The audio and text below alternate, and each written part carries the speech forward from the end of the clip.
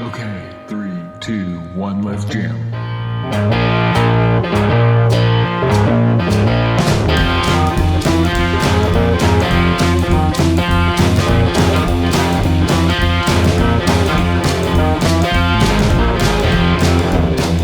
My wife has always wanted to drive a tank, or, more accurately, something that would look and feel at home in a post-apocalyptic world.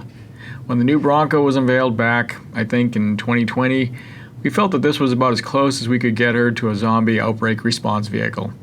When we reserved a Bronco near the end of 2020, we had no idea it would take almost 2.5 years before she'd get it. I think getting an Outer Banks model with all the things optioned, including a hardtop, didn't help matters on top of all the other issues that slowed production and delivery. We, or really I, plan on doing quite a few mods to the Bronco, with my wife's approval of course. So I thought it would be fun to document and share all the mods that I'll be doing to our Bronco. I know there's already quite a few videos out there already showing a lot of mods, but there might be mods that we'll do that are completely different, or might just be a slightly different take on a common theme that will be helpful to someone. Anyway, for this first video, I won't be showing any actual mods. Instead, I thought I'd go over what this Bronco actually cost, since the final value of a car always differs so much from MSRP. I created a very simple auto loan calculator to help us plan how to budget for this purchase, and I've made that file available if you're interested in using it. You can find the link to the file in the description below. It was done in Microsoft Excel, but it can be imported into Google Sheets, which is free if you don't have Excel. As you can see from the window sticker, we ordered a 4-door cactus gray Bronco with the 2.7-liter V6 and a hardtop. We got the 12-inch touchscreen and the 10-speaker sound system. We also optioned the Sasquatch package, which should have been called the Zombie Stomping package after seeing it in person, and also a tow hitch receiver that might see some use in the future. The MSRP of the 2021 vehicle we originally configured was supposed to be $58,360, but somehow by the time this Bronco was converted to the 2022 and then the 2023 model year, the price went up to $60,560, even though we didn't change a single feature.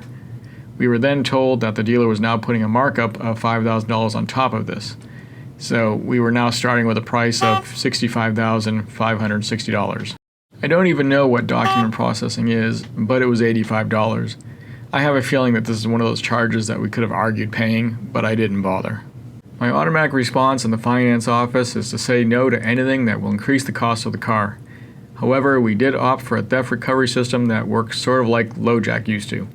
For the low price of $499, we got a tiny plastic box with 3 years of coverage. It's hidden in the car and sends a signal out supposedly through a number of different methods and can piggyback on other devices' signals so that its location can be detected. We're unfortunately in California, so say hello to one of the nation's highest sales tax rates. We paid 7.75% tax, or an additional $5,126.16. No dealer will ever talk me into any of their warranties, so we didn't pay anything for that. Extended warranties also aren't taxed, at least in California, so that's why it's entered here after sales tax was already calculated. All other non-taxable fees were rolled up together here. This included the stuff like applying for the registration and license plate at the DMV. When you add up all this stuff, you get the total price of the car that we have to cover, which was $72,076.99. Funny how high this is now when the sticker price of the car was $60,560. We traded in a 2016 Ford Explorer with just under 70,000 miles. It had no dings or scratches on it, but every wheel had curb rash. We were given $19,000 for a trade-in value. This is better than the online quotes I got, sight unseen, but I know we should have been able to sell it privately for maybe another $3,000 to $5,000. Like everyone else, we got alerted when the Bronco finally shipped, but damn near no additional information after that until we got the call the day it showed up at the dealer. So we didn't have a lot of time to deal with selling the Explorer, and trading it in was just faster. Ford did provide a manufacturer's rebate of $2,845 that was supposed to offset increases to the MSRP since the 2021 model year, or at least that's what we were told. Since we had over 2 years to wait for this, we were lucky enough to be able to save up our pennies to add another $30,500 to the down payment. So we came to the table with a total down payment of $52,345. This left us with $19,731.99 that had to be financed. We did a 5-year loan with a 7.75% interest rate, which gave us a monthly payment of about $398. Now, if we don't pay up this loan early, we're looking at a true total price of the Bronco being $76,209.21.